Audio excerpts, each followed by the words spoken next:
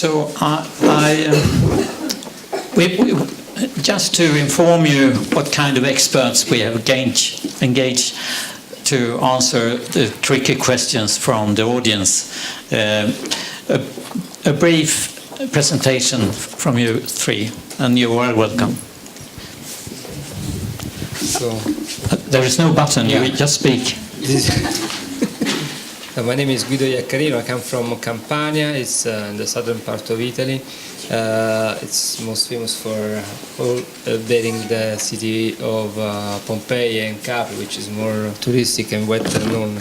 But I work at the University of Salerno, which is the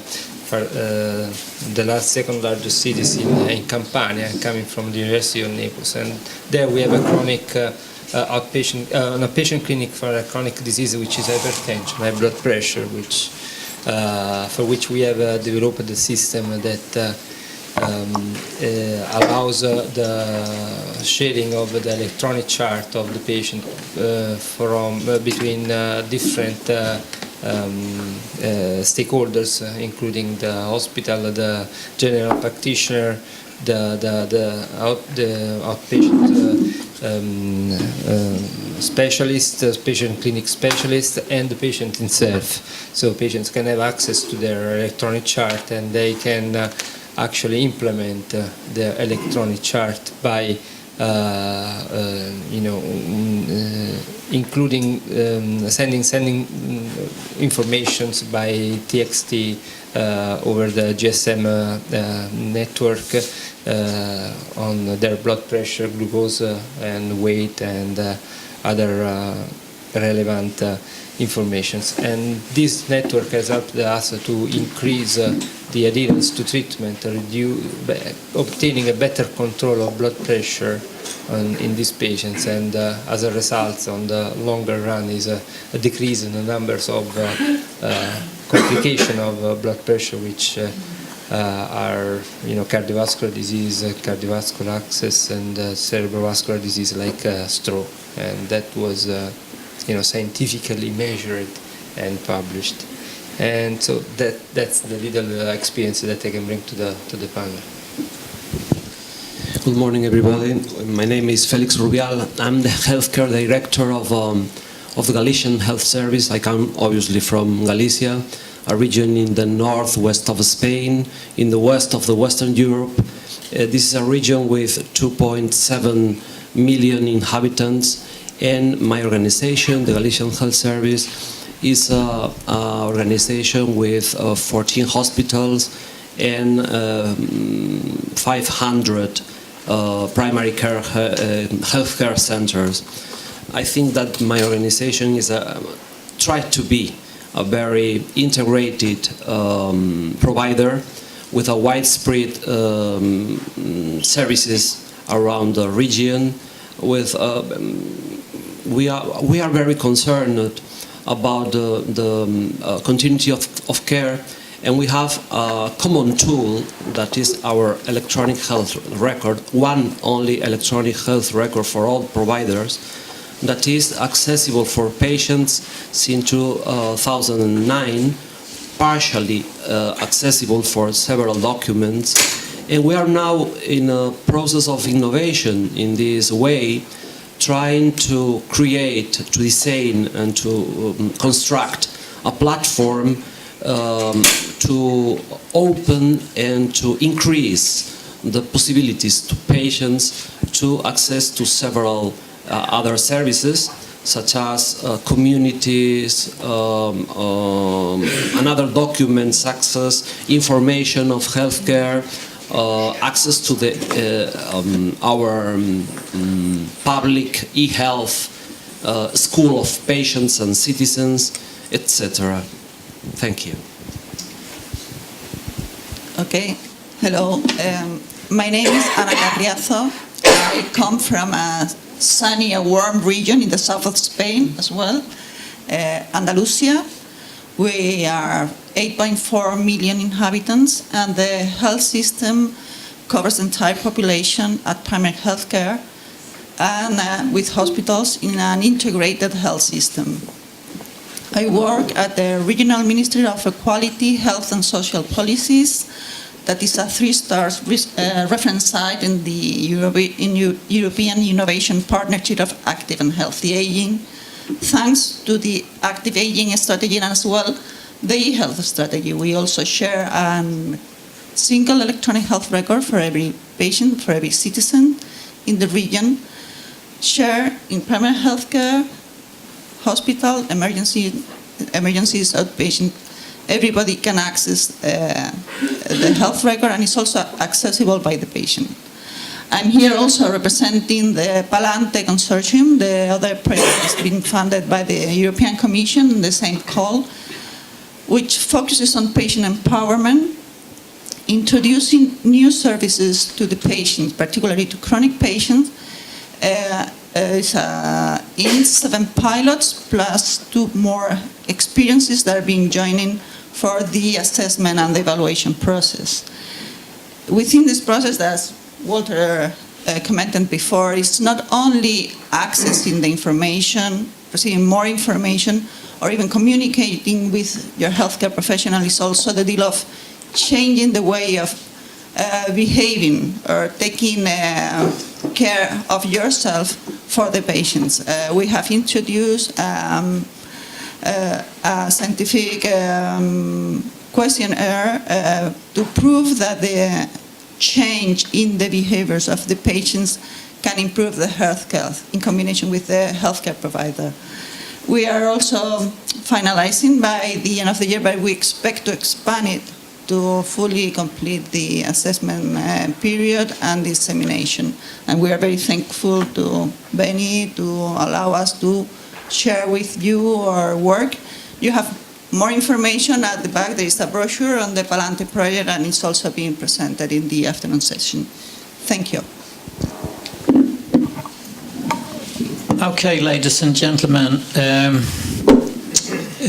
Stefan is armed with a microphone, and he will run to you if you raise your hand, and if you have any questions for the panel. And the first one is in the back. Thank you. I'm Lorraine Atchison from the European Connected Health Alliance. I'm based in the UK. I'm involved in Sustains, and when I tell my colleagues in the UK about the work that's going on and how fantastic it is, my medical colleagues say, but we've heard that it leads to an increase, particularly in GP patient appointments, and there's a lot of fear around that increase in healthcare professional workload. So I'd be interested to hear from the regions, in particular from Estonia and Finland and Sweden, about whether there has actually been a real increase, so that I can go back and inform my colleagues.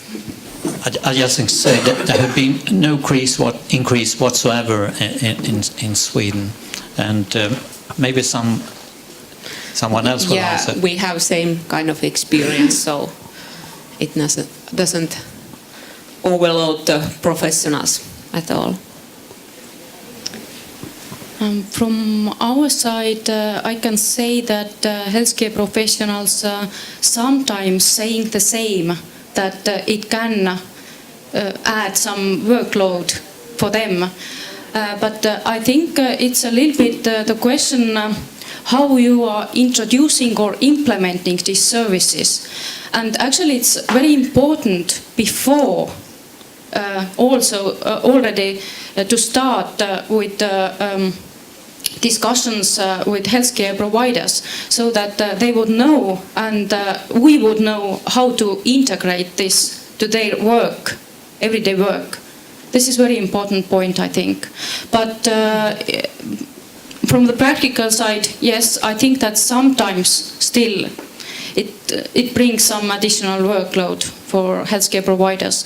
But I'm sure that during the time passing by, the workload is decreasing. I think that for organizations, healthcare organizations, it's a big issue to adapt to new ways of providing care. We have our healthcare doctors and nurses are salaried people working in the same organization, and they have a timetable, and they have to introduce a part of that schedule to attend e-health request of communicating and taking care Otherwise, they will have to take care of the same patient face to face. So it's a new way and another way of communicating and interacting. And organizations and healthcare professionals need to adapt to that new situation in the different regulatory schemes that we have in the different countries. Hello, my name is Karolina Hasik. I work for the European Commission, DG Sanko. Thank you very much for all the interesting presentations. And I have mainly two questions to Estonian speaker and to the Finnish speaker. First of all, in Estonia, the first I have seen on the slides that you have some legislation regarding the patient rights and access to health information. And what about the health providers? Is this based on some confidentiality, secrecy principles, or you have a specific legislation that also covers this aspect? Because you mentioned that health professionals should have some provisions, so I understood there is no legislation. Also, other question that I had is also about the misuse of health information. You said that there are some rare cases, but also my question is, does your legislation foresee some liability also issues for health professionals? I know that this is already foreseen in other countries like in Denmark, but how you solve this situation of misuse of health information? And to Finland, very short question. I understand that this system works within the region, but do you also foresee the cooperation with other regions in Finland? And once the project finishes, do you plan some sustainability, activity on this interesting project? Thank you. First, from our side, from Estonia, the first question was about legal issues. And yes, according to law, also healthcare providers should guarantee that patients can have information who has access to their data and how this data has been used. But it is not regulated in detail how they are exactly doing it. So this is more on the healthcare provider level, how they are solving it. But if there will be some kind of problems, then the patient has right to make a complaint about it. And then it's already a case which should be solved. Was it enough for the answer? Okay. And the second one was about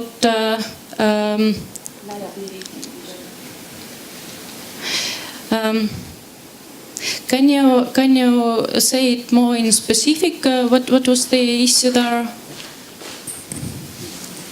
It was a general question. Do you foresee some liability issues regarding the access to data, misuse of data? If there are any fines for instance, health professionals, if someone else accesses the data that is misused, for instance? I don't know these very in detail, these very rare cases, but these cases are treated case by case. So, and these are really very rare cases.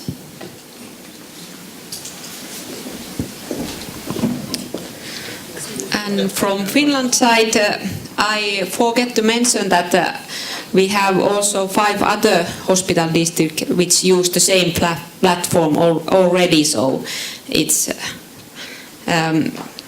quite used in Finland, and we have had a discussion with the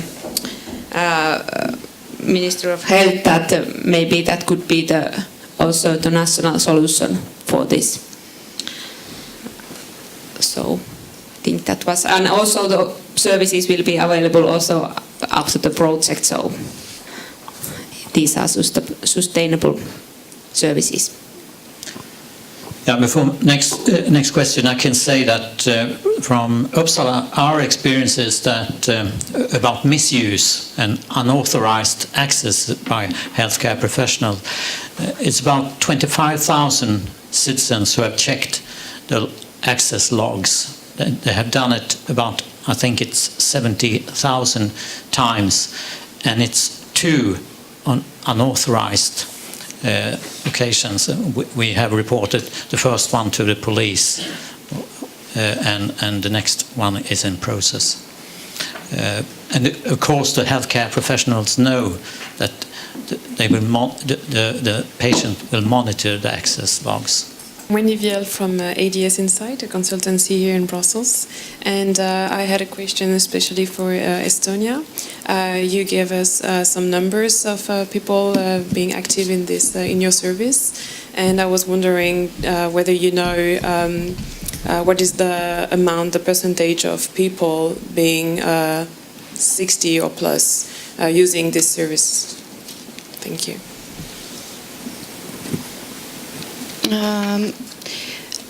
We are developing currently this very detailed statistics about usage of our services, and I hope that in the end of this year we have already very detailed also on this age group usage of different services. But for today I cannot say it.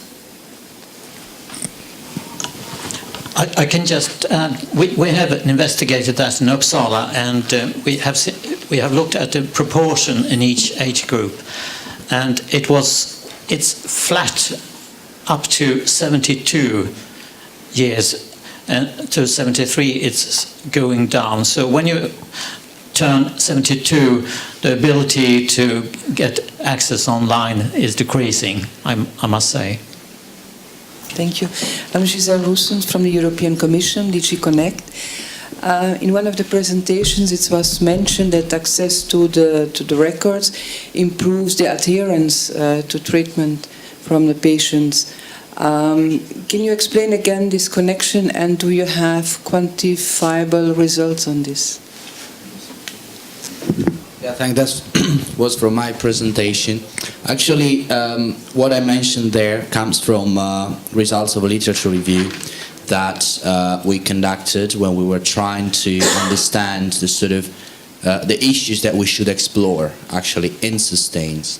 And one of the things was that there was some evidence that by mentioned in several studies that by involving the patients and making them actually active contributor to the electronic records and providing them with access to all information they need, that of course they improve the ownership, and that leads to better adherence, also because they are in the position to understand better whatever is said by the health professionals. They are able to play a more active role also during the face-to-face interviews. This requires, of course, a level of health literacy, of course, that requires a willingness of the patients to actually play that role. But there was some evidence in several studies. We are trying to explore whether this holds true in sustains as well.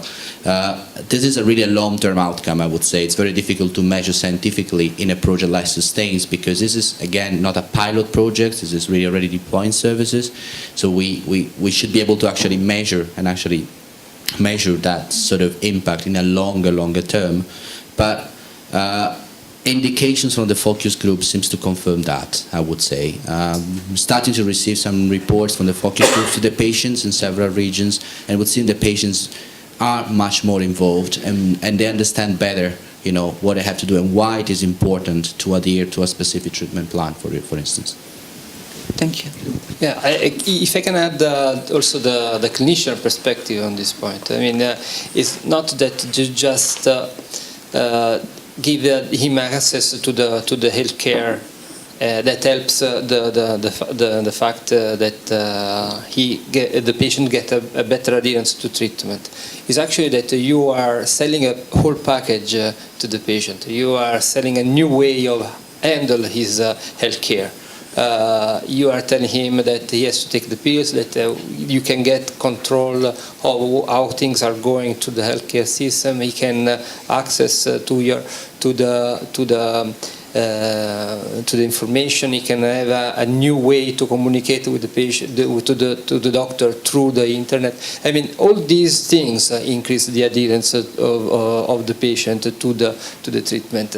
I would not simplify just the electronic chart or the communication to because it is also involves also a lot of work from the clinician. He has to change his point of view. As he was saying before, this can be a problem with doctors that are aged and that are more advanced in their age because they have no electronic literacy.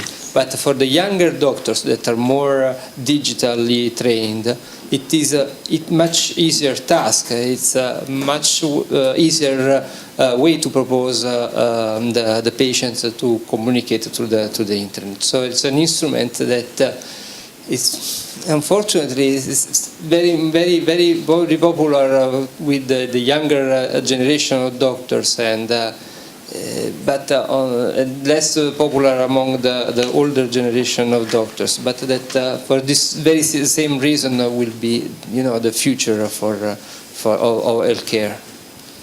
And also I can add also a little comment on the workload. It does increase. It does increase the workload. It increases because we as clinicians we're relying on our daily schedule on a given number of no-shows that now they are no longer there, and so it means that you have all the patients that are showing up at the clinic, and so it does increase your workload.